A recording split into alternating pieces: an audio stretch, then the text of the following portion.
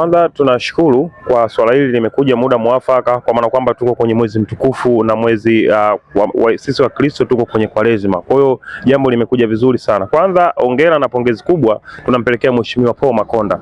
Nadhani sauti yake alipoitamka kuhusiana na hili swala la Simba Sport Club halikuchukua muda mwingi, tukamwona mkurugenzi wa vyama vya michezo moja kwa moja akalileta lile swala la katiba, na sisi kama mashabiki wa Simba ambao tumeipokea hii katiba, sisi kwa upande wetu tunaona ni furaha.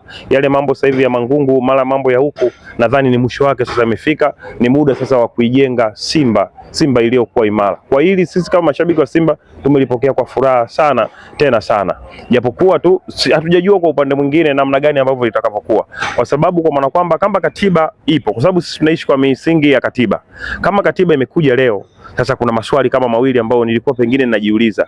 Je, swali gani na swali gani mtazamaji ajue? Swali la kwanza, kwa sababu katiba imekuja, kwa maana kwamba hapo mwanzo tulikuwa hatuendi kwa mifumo ya katiba.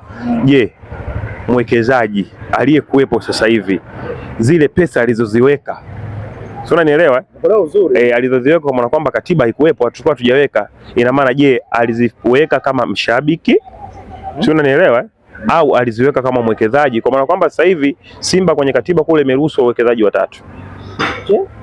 Kwa hiyo sasa hapa kuna uwalakini na kuna mashaka. Pengine labda tajiri naye kwa lile swali ambalo halioji siku ile, pengine naye alikuwa anatamani pengine Simba iendeshwe hivi kutokana na ile comment yake ambayo alienda akacomment kwenye page ya Simba. Kwa sisi kama mashabiki wa Simba tunasubiri sasa ule mchakato uende kwanza, ili kusudi tuitengeneze Simba yetu iwe kisasa. Tumemwona mkurugenzi wa vyama nadhani vya michezo alisema kwamba Simba vilabu vingine vitakuja kuiga kutoka kwetu, kwa maana kwamba wengine wamefanya lakini hawajamaliza. Kwa Simba na katiba yake, na maana moja kwa moja wanaenda kulimaliza, itabidi vilabu vingine vije kujifunza kutoka kwetu sisi.